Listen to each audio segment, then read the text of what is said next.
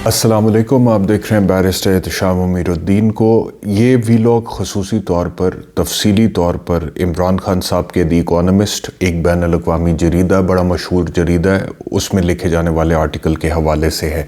सबसे पहले मैं आपको ये बताऊं कि दी इकोनमिस्ट जो है वो कोई मामूली जरीदा नहीं है, बहुत पॉपुलर है, बहुत क्रेडिबल है, इसकी अपनी एक रेपुटेशन है। मुझे याद पड़ता है कि ज़माने तालिब इल्मी में जब हम गवर्नमेंट कॉलेज लाहौर में पढ़ते थे और तकारीर में हिस्सा लेते थे, तो उस टाइम पे जब हमारे सीनियर्स हमें ट्रेन कर रहे होते थे या टीचर्स हमें ट्रेन कर रहे होते थे और हमें वो मशवरा ये देते थे कि अगर आप अपना नॉलेज अप टू डेटेड रखना चाहते हैं इंटरनेशनल लेवल पे, ताकि आप उसको इस्तेमाल कर सकें अपनी तकरीर में, तो दी इकोनमिस्ट पढ़ा करें। एक टाइम्स मैगज़ीन होता था, एक न्यूज़ वीक होता था, अभी भी हैं दोनों, और तीसरा इकोनमिस्ट था और अभी भी है।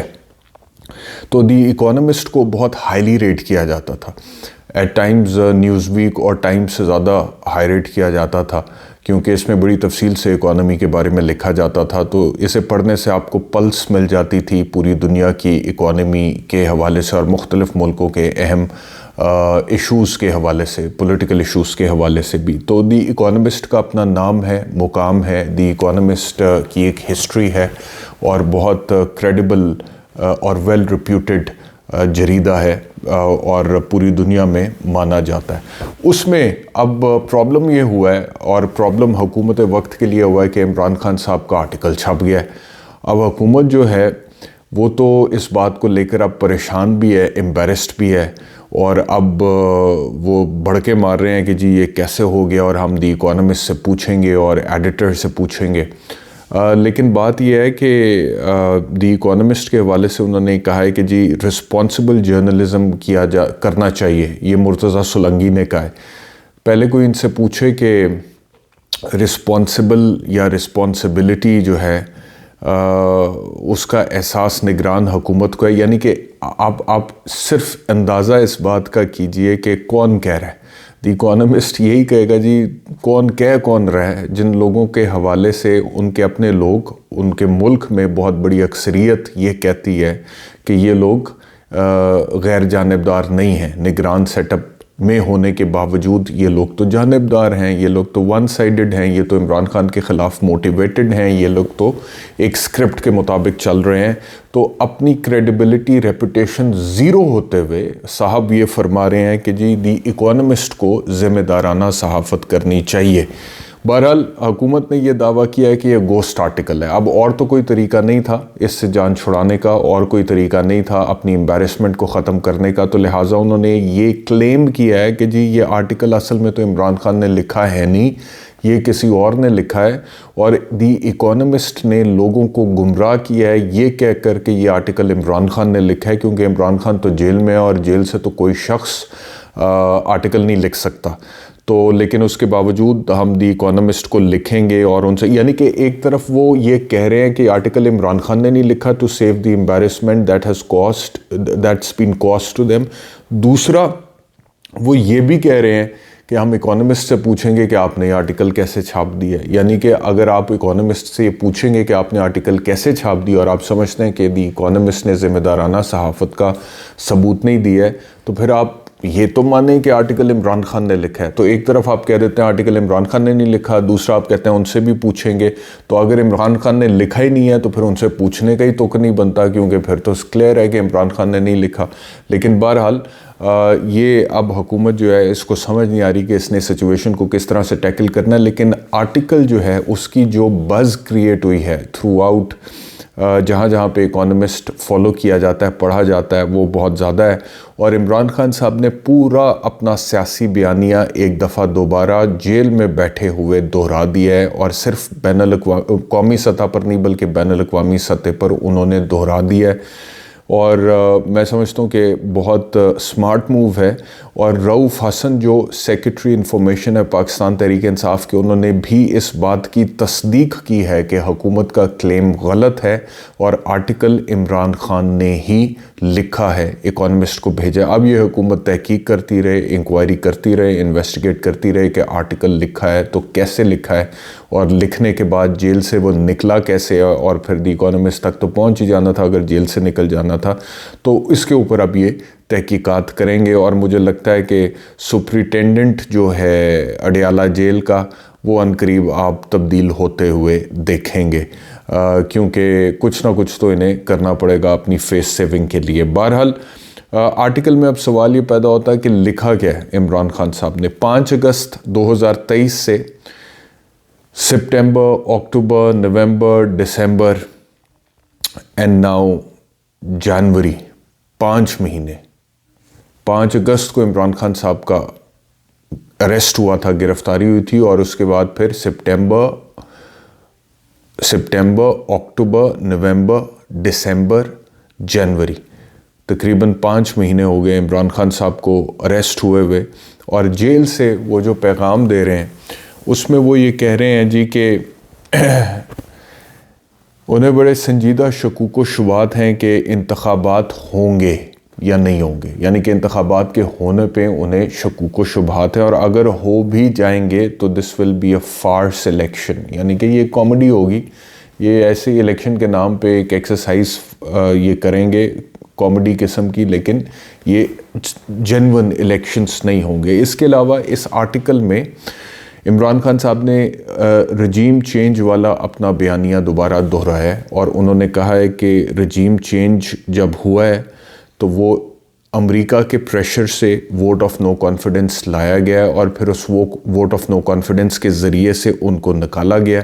उसके अलावा 9 मई के हवाले से उन्होंने इस आर्टिकल में लिखा है कि वो एक फॉल्स फ्लैग ऑपरेशन था।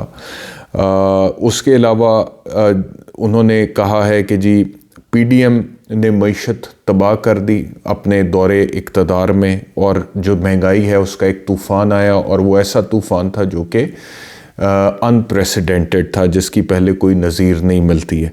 फिर उन्होंने ये कहा है अपने आर्टिकल में कि बदकिस्मती से इस्टेब्लिशमेंट ने ये फ़ैसला किया कि इस्टेब्लिशमेंट ने इमरान खान को इक़्तिदार में आने नहीं देना, लिहाजा इमरान खान को सियासी मंजरनामे से हटाने के तमाम हरबे फिर इस्तेमाल किए गए। ये एग्जैक्ट अल्फाज हैं अंग्रेज़ी में इमरान खान साहब के, कि बदकिस्मती से इस्टेब्लिशमेंट ने फ़ैसला किया मुझे वापस इक़्तिदार में आने नहीं दिया जाएगा, लिहाजा मुझे सियासी मंजरनामे से हटाने के तमाम हरबे इस्तेमाल किए गए। और उसके बाद वो कहते हैं कि उनके ऊपर 2 कातिलाना हमले हुए, उनके पार्टी लीडर्स, रहनुमा बहुत सारे जो थे उनको अगवा किया गया, बहुत सारों को कैद किया गया, बहुत सारों को टॉर्चर किया गया। इसके अलावा वो कहते हैं कि कुछ को कंपेल किया गया कि वो किसी दूसरी पॉलिटिकल पार्टी को ज्वाइन करें, IPP की तरफ उनका इशारा है। और उसके अलावा उन्होंने फिर इस आर्टिकल में लिखा है कि कुछ पर दबाव डाला गया उनके ख़िलाफ़ झूठे बयान देने के लिए, और वो झूठे बयानात दबाव डालकर दिलवाए गए। लेकिन आगे वो आर्टिकल में लिखते हैं कि उनकी जमात अभी भी अवाम में मकबूल है, अभी भी अवाम में पॉपुलर हैं। इसके अलावा वो ये कहते हैं कि लेकिन जो कुछ भी हो रहा है, और नवाज़ शरीफ की बरीयत का हवाला देते हुए ख़ास तौर पे उन्होंने कहा है कि अदालतों की क्रेडिबिलिटी को बहुत ज़्यादा नुकसान पहुंचा है पाकिस्तान में, और इसमें तो कोई शक नहीं है। ये मैं भी कई दफ़ा आप लोगों के सामने कह चुका हूँ। इट्स नॉट जस्ट अबाउट मियाँ नवाज़ शरीफ एक्विटल, लेकिन उसके अलावा ओवरऑल जो सिचुएशन है, जो सूरत हाल है, और अदालतों में जिस तरह से वो टैकल हो रही है, उससे अदालतों की क्रेडिबिलिटी को यकीनी तौर पर बहुत ज़्यादा नुकसान पहुँचा है। और आखिरी बात जो उन्होंने इस आर्टिकल में की है वो ये की है कि मियाँ नवाज़ शरीफ की इस्टेब्लिशमेंट से डील हुई है, और यही वजह है कि अब इस्टेब्लिशमेंट का सारा वज़न मियाँ नवाज़ शरीफ के पलड़े में होगा इन इंतखाबात में, अगर ये इंतखाबात होते हैं। तो ये पूरा एक सर्कस है जिसकी मंजरकशी इमरान खान ने जेल में बैठे हुए इस आर्टिकल के ज़रिए से द इकोनॉमिस्ट तक पहुँचाई, और इकोनॉमिस्ट ने दुनिया तक पहुँचाई है। पूरी दुनिया को पता लग रहा है कि पाकिस्तान में हो क्या रहा है, पूरी दुनिया में लोगों को ये पता लग रहा है कि किस तरह पाकिस्तान में पॉलिटिक्स होती है, किस तरह इंतखाबात होते हैं, क्या जमहूरियत की औकात है, क्या आइन की कानून की औकात है, क्या अदालतों की औकात है, क्या मीडिया की औकात है, कितनी पाकिस्तान के अवाम की उस हक़ की औकात है जिसका इस्तेमाल करते हुए उन्होंने अपनी हुकूमत को मुंतखब करना होता है, और कितना पाकिस्तान एक अजीब व गरीब किस्म की सोसाइटी है, एक ऐसा मुल्क है जिसमें इमरान खान जैसे शख्स को आप 180 केसेस के इंदराज के बाद जेल में बंद कर देते हैं, और अच्छा भला बना बनाए लोग। वैसे मैं आप लोगों से अर्ज़ करूं कि पूरी दुनिया में कौमें जो मुल्क हैं वो क्या करते हैं कि वो हीरोज़ बनाने की कोशिश करते हैं अपने, या हीरोज़ पैदा करने की कोशिश करते हैं ताकि कोई हीरो बने, उस माशरे में से, उस कौम में से उठे, उसका नाम पैदा करे और उनकी नेकनामी हो दुनिया में। हमें एक बना बनाया हीरो मिल गया था, उसने पाकिस्तान का नाम भी रोशन किया बहुत सारा, लेकिन पाकिस्तान की जो सिस्टम है उसने बेड़ा उठाया फिर उसको उस हीरो को हीरो से ज़ीरो बनाने का। लेकिन वो जो हीरो से ज़ीरो बनाने की कोशिश है वो बिल्कुल नाकाम होती हुई नज़र आ रही है। गो के उस बनाने की कोशिश के नतीजे में ज़्यादतियाँ बहुत सारी की गई हैं, जुल्म बहुत सारा किया गया है, जेल में भी डाल दिया गया है, केसेस भी बना दिए गए हैं, क्रेडिबिलिटी को भी डैमेज किया गया है, करने की कोशिश की गई है। लेकिन उसके बावजूद जो है अभी तक इमरान खान का जो वोट बैंक है, उनकी जो सपोर्ट है वो उनके साथ खड़ी है। लेकिन वो अपनी जगह पे बात है। मेरा जो है कंसर्न वो ये है कि पॉलिटिक्स बड़ी बेरहम चीज़ है, और वो मतलब कि ज़ाती सियासी मफाद इतने अजीज़ होते हैं कि आप किसी भी हद तक जाने के लिए तैयार होते हैं, और ओवरऑल माशरे का, कानून का, आइन का, रियासत का, मुस्तकबिल का नुकसान हो भी तो भी उसकी परवाह नहीं की जाती है। तो पाकिस्तान में फ़िलहाल यही सूरत हाल है। और एक और ख़बर आज के वीलॉग में आखिरी में आपको देता जाऊँ इस आर्टिकल के अलावा, वो ये है कि गैस के जो बिल्स हैं उसमें 200% तकरीबन इजाफ़ा हो गया। पाकिस्तान में तकरीबन 200% इजाफ़ा हुआ है, लेकिन उस 200% इजाफ़े के बावजूद इस वक्त गैस गायब है, और बहुत सारे इलाकों में बिजली की लोड शेडिंग भी हो रही है। और ये अजीब बात है कि सर्दियों में बिजली की लोड शेडिंग हो रही है, और गैस वैसे ही इस वक्त बहुत जगहों से गायब है, नई लोगों को मिल रही है, बावजूद इसके कि बिजली और गैस और पेट्रोल की कीमतें जो हैं वो आम आदमी की पहुंच से बाहर हैं। इस व्लॉग में इतना ही। बहुत शुक्रिया, अपना ख्याल रखिए। अल्लाह हाफ़िज़।